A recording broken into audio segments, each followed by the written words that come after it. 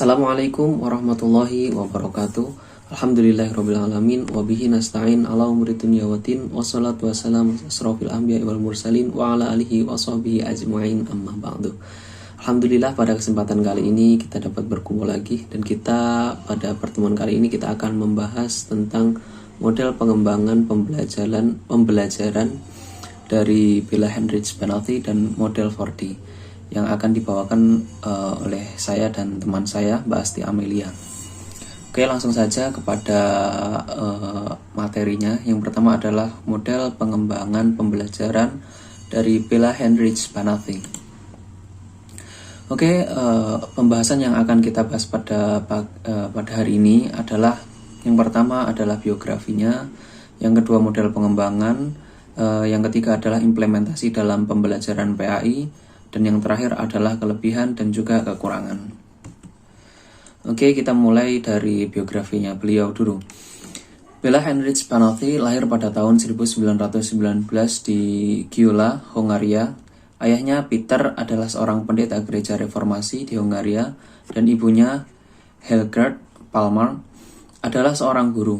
Pada tahun 1963, ia menyelesaikan gelar master dalam bidang psikologi di San Jose State University.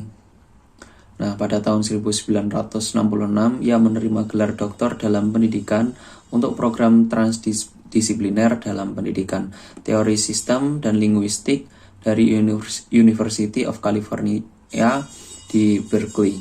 Setelah sakit yang singkat dan tak terduga, Benalti meninggal pada tanggal 4 September 2003. Oke, langsung kepada model pengembangan beliau. Model Benalti dikembangkan pada tahun 1968 oleh Bella Heinrich Benalti sendiri. Model yang dikembangkan ini berorientasi pada hasil atau tujuan pembelajaran, sedangkan pendekatan yang digunakan adalah pendekatan sistem. Nah, maksudnya adalah tujuan dari model pengembangan ini adalah untuk meningkatkan hasil dari pembelajaran yang dirasa masih sedikit untuk nilainya, kasarnya seperti itu sih. Dan pendekatan yang digunakan adalah pendekatan sistem, di mana pendekatan sistem ini digunakan untuk membuat sistem semenarik mungkin dan sesimpel mungkin, seperti itu. Selanjutnya ada 6 tahapan dalam model pengembangan ini. Tahap yang pertama yakni merumuskan tujuan pembelajaran atau formulate the objective. Guru merumuskan kemampuan kompetensi yang harus dikuasai siswa atau yang diharapkan guru kepada siswa untuk dikerjakan, diketahui, dan dirasakan dari hasil pengalaman belajar. Guru memberikan tes kepada siswa untuk menguji kemampuan sehingga ia akan terlihat kemampuan yang ada di dalam diri siswa. Nah, bersama dengan tahap 2 yakni pengembangan tes. Nah, pada tahap yang kedua ini guru memberikan sebuah tes untuk mengetes bahwasanya seberapa jauh dan seberapa mampu si siswa ini mendapatkan materi yang demikian, seperti itu. Guru mengembangkan tes yang didasarkan pada tujuan yang akan dicapai untuk mengetahui kemampuan yang telah dicapai oleh siswa. Dengan mengembangkan tes pada tahap awal bertujuan untuk mengetahui kemampuan awal siswa.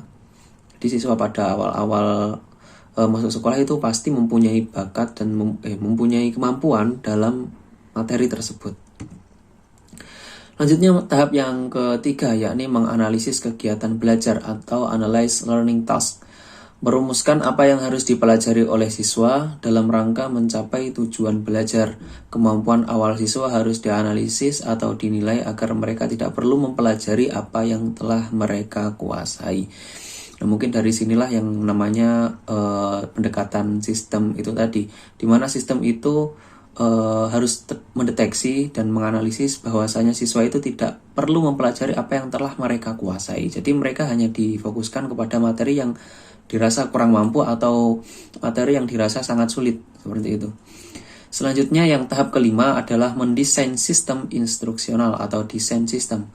mempertimbangkan alternatif dan identifikasi apa yang harus dikerjakan dalam langkah ini, ditetapkan jadwal dan tempat pelaksanaan dari masing-masing komponen instruksional.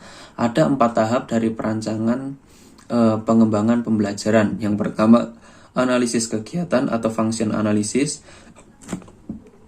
Selanjutnya analisis komponen atau komponen analisis. Yang ketiga adalah pembagian fungsi pada tiap-tiap komponen. Dan yang terakhir adalah penjadwalan. Nah, selanjutnya ada tahap yang kelima atau melaksanakan kegiatan dan mengetes hasil dari metode pengembangan tersebut atau pembelajaran tersebut. Desain yang telah dibuat dan diuji cobakan itu dilaksanakan. Selain itu, dalam tahapan ini perlu diadakan penilaian atas apa yang dilakukan siswa agar dapat diketahui seberapa jauh siswa mampu mencapai hasil belajar. Pada tahap ini, guru melaksanakan apa yang telah didesain sistemnya tadi untuk diterapkan di dalam pembelajaran. Itu tahap kelima. Selanjutnya tahap yang keenam atau tahap yang terakhir adalah mengadakan perbaikan atau change to improve. Berdasarkan hasil yang diperoleh dari interpretasi data, hasil uji coba revisi dilakukan dari revisi kecil sampai revisi total. Untuk mengakhiri uji coba yang kemudian akan diimplementasikan harus diambil sebuah keputusan. Di mana pada setiap akhir setiap pembelajaran pasti ada yang namanya evaluasi. Ya, kurang lebih seperti itulah konsepnya. Oke, langsung saja kepada implementasi dalam pembelajaran PAI. Sebenarnya ada penelitian tentang model pengembangan ini diterapkan dalam pembelajaran, namun yang saya temukan itu penelitian tentang matematika, bukan implementasi dalam pembelajaran PAI. Nah, kurang lebih untuk tahapan-tahapannya itu sama saja. Yang pertama yakni observasi kemampuan pada tingkat pada siswa terkait materi yang akan diajarkan dengan menggunakan tes tugas dan kuis, di mana siswa tersebut dites dahulu sebelum masuk atau kurang lebih pretest seperti itu. Selanjutnya, menganalisis hasil dari materi untuk diberikan ruang yang lebih bagi materi yang dianggap kurang mumpuni. Jadi setelah diadakan tes tersebut, jadi kan keluarlah itu hasil. Nah, di dalam hasil tersebut akan diketahui bahwasanya siswa tersebut itu kurang materinya itu bagian ini loh, seperti itu. Sehingga materi yang dirasa kurang atau dirasa sulit itu diberikan ruang yang lebih. Akan tetapi untuk materi yang dianggap sudah mampu itu tetap disinggung, namun tidak banyak-banyak seperti itu. Selanjutnya, membuat desain instruksional atau RPP dari analisis yang telah dilaksanakan. Yang kelima adalah pelaksanaan desain instruksional dan menilai hasil. Dan yang terakhir adalah perbaikan atau evaluasi. Saya ambil contoh dalam sebuah materi pelajaran fikih kelas 10 itu kan ada materi tentang pemulasaran jenazah dan juga materi tentang haji dan umroh. Misalnya seperti itu. Nah, rata-rata kebanyakan siswa ketika dites itu banyak menjawab yang benar ketika materi tentang haji dan umroh. Namun sebaliknya, ketika mereka menjawab tentang materi tentang pemulasaran jenazah, mereka banyak yang kurang paham dan banyak yang kurang tahu menahu seperti itu. Padahal pada saat ini pemulasaran jenazah itu tidak hanya dilakukan secara konvensional. Namun pemulasaran jenazah sudah mulai berkembang sejak adanya pandemi COVID-19. Karena pemulasaran jenazah secara konvensional itu hanya untuk jenazah mati dalam keadaan biasa, bukan pada saat pandemi saat terkena COVID-19. Itu kan untuk pemulasaran jenazahnya juga berbeda. Nah, maka dalam pendekatan sistem ini, guru itu memusatkan pembelajaran pada materi itu, pemulasaran jenazah. Seperti itu. Akan tetapi tetap tidak boleh menghilangkan materi tentang materi haji dan umroh. Seperti itu. Oke, langsung saja kepada kelebihan dan kekurangan. Oke, kelebihannya adalah pada model pengembangan ini berorientasi kepada kemampuan siswa. Selanjutnya, pembelajaran berdasarkan pada analisis tugas. Yang ketiga adalah revisi didasarkan pada identifikasi kelebihan dan kekuatan implementasi. Yang keempat, ada 3 komponen kompetensi. Yang pertama kognitif, afektif, dan psikomotorik. Jadi pada pengembangan ini tetap menggunakan aspek kompetensi yang ada pada saat sekarang, yakni kompetensi kognitif, afektif, dan juga psikomotorik. Selanjutnya ada pengujian dan revisi sistem. Nah, selanjutnya untuk kekurangannya ada 2 yang dapat saya temukan dari beberapa sumber, yakni tidak memberikan perhatian khusus pada proses pengembangan tes. Yang kedua adalah tidak ada spesifikasi yang jelas tentang cara perancangan sistem. Karena kekurangan ini memang ada karena pada model pengembangan ini sangatlah simpel dan sangatlah sederhana. Jadi ya karena sederhananya tersebutlah ada beberapa kelebihan dan juga ada beberapa kekurangan seperti itu. Jadi sangat simpel ya. Jadi pada model pengembangan ini difokuskan kepada materi yang sulit atau kurang dipahami oleh siswa seperti itu. Oke, selanjutnya pembahasan terkait model pengembangan 4D akan dilanjutkan oleh teman saya, yakni Mbak Asti Amelia.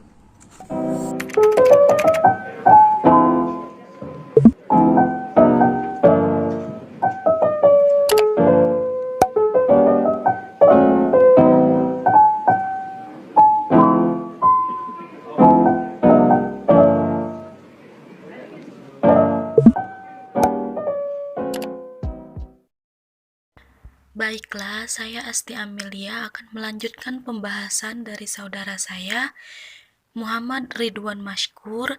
Saya akan membahas materi mengenai model 4D dalam pengembangan pembelajaran PAI. Adapun peta konsep yang akan saya bahas dalam materi kali ini yakni yang pertama mengenai pengertian model pengembangan, yang kedua pengertian model pengembangan 4D, yang ketiga tahapan model pengembangan 4D dan kekurangan serta lebih 4D. Pengertian model pengembangan. Model pengembangan merupakan dasar yang digunakan untuk pengembangan produk yang akan dihasilkan. Adapun model pengembangan ini diartikan sebagai desain konseptual, yang mana dalam upaya peningkatan fungsi dari model yang telah ada sebelumnya, melalui penambahan komponen pembelajaran yang akan dianggap dapat meningkatkan kualitas pencapaian tujuan tersebut. Kemudian kita masuk ke pengertian model pengembangan 4D. Model pengembangan 4D ini merupakan suatu model dalam pengembangan perangkat pembelajaran yang define, design, develop, dan disseminate, atau dapat diadaptasi menjadi model 4P, yaitu pendefinisian, perancangan, pengembangan, dan penyebaran.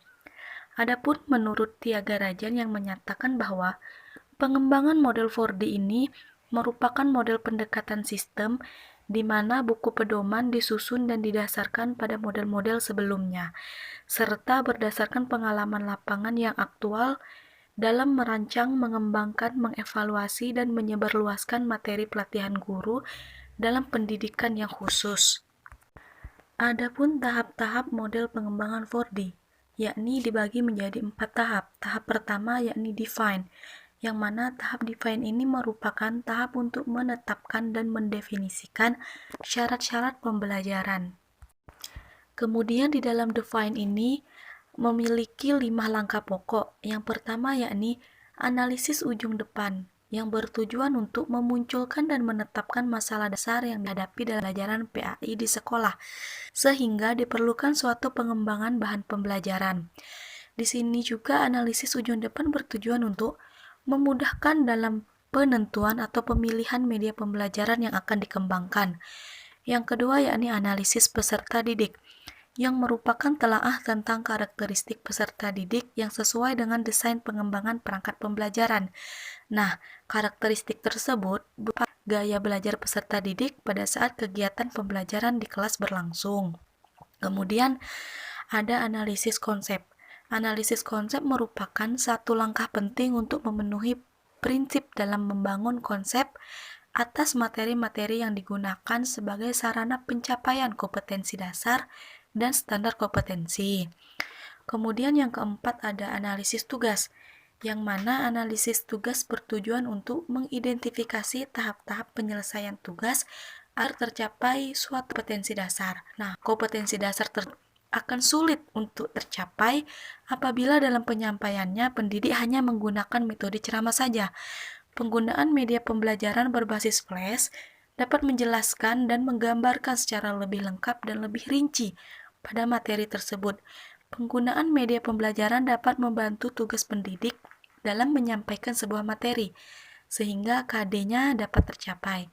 Yang terakhir ada perumusan tujuan pembelajaran, yang mana perubahan perilaku yang diharapkan setelah belajar.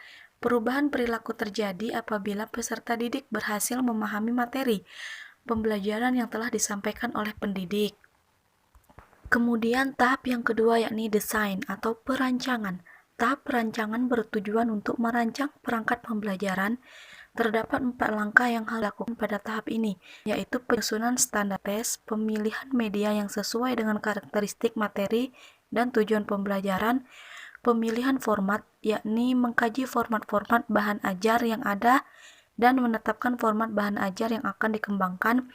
Kemudian yang terakhir membuat rancangan awal sesuai format yang dipilih. Kemudian di sini saya akan menjelaskan sedikit mengenai penjelasan langkah-langkah desain. Nah, yang pertama yaitu ada penyusunan tes acuan patokan, di mana menurut Tia Garajan, penyusunan tes acuan patokan di sini merupakan langkah yang menghubungkan antara tahap pendefinisian dengan tahap perancangan. Tes acuan patokan disusun berdasarkan spesifikasi tujuan pembelajaran dan analisis siswa, yang kemudian akan disesuaikan dengan jenjang kemampuan kognitifnya. Kemudian yang kedua, pemilihan media. Pemilihan media di sini dilakukan untuk mengidentifikasi media pembelajaran yang relevan dengan karakteristik materi. Yang ketiga ada pemilihan format. Pemilihan format dalam pengembangan perangkat pembelajaran dimaksudkan untuk mendesain atau merancang isi pembelajaran, pemilihan strategi, pendekatan, metode pembelajaran, dan sumber-sumber belajar. Nah, format yang dipilih adalah yang memenuhi kriteria menarik, memudahkan, dan membantu dalam pembelajaran yang realistik. Kemudian yang keempat ada rancangan awal. Nah, rancangan awal yang dimaksud adalah rancangan seluruh perangkat pembelajaran yang harus dikerjain sebelum uji coba dilaksanakan. Hal ini juga dapat meliputi berbagai aktivitas pembelajaran yang terstruktur seperti membaca teks, wawancara, dan praktik kemampuan pembelajaran yang berbeda melalui praktik mengajar. Tahap yang ketiga yakni develop atau pengembangan. Tia Garajan membagi tahap pengembangan dalam 2 kegiatan, yaitu expert appraisal dan developmental testing. Nah, expert appraisal ini merupakan validasi ahli atau praktisi yang merupakan teknik untuk memvalidasi atau menilai kelayakan rancangan produk. Dalam kegiatan ini dilakukan evaluasi oleh ahli dalam bidangnya. Saran-saran yang diberikan digunakan untuk memperbaiki materi dan rancangan pembelajaran yang telah disusun. Kemudian mental test uji coba pengembangan, yang merupakan gerakan uji coba rancangan produk pada sasaran subjek yang sesungguhnya. Pada saat uji coba ini dicari data responnya, reaksi atau komentar dari sasaran pengguna model. Hasil dari uji coba ini digunakan untuk memperbaiki produk. Setelah produk diperbaiki, kemudian diujikan kembali sampai memperoleh hasil yang efektif. Terakhir, yakni atau penyebaran.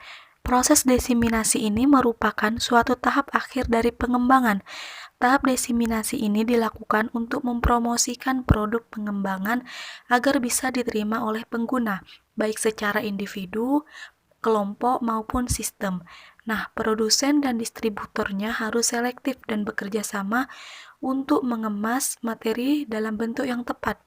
Di sini menurut Tia Garajan, diseminasi ini bisa dilakukan di kelas lain dengan tujuan untuk mengetahui efektivitas penggunaan perangkat dalam proses pembelajaran. Beberapa hal yang perlu mendapat perhatian dalam melakukan diseminasi. Yang pertama yakni analisis pengguna. Analisis pengguna adalah langkah awal dalam tahapan diseminasi untuk mengetahui atau menentukan pengguna produk yang telah dikembangkan. Kemudian ada yang kedua, penentuan strategi dan tema penyebaran. Strategi penyebaran adalah rancangan untuk pencapaian penerimaan produk oleh calon pengguna produk pengembangan. Gunanya untuk memberikan beberapa strategi penyebaran yang dapat digunakan berdasarkan asumsi pengguna, diantaranya adalah strategi nilai, strategi rasional, strategi dialektik, strategi psikologi, strategi ekonomi, dan strategi kekuasaan. Yang ketiga yaitu waktu. Selain menentukan strategi dan tema, peneliti juga harus merencanakan waktu penyebaran.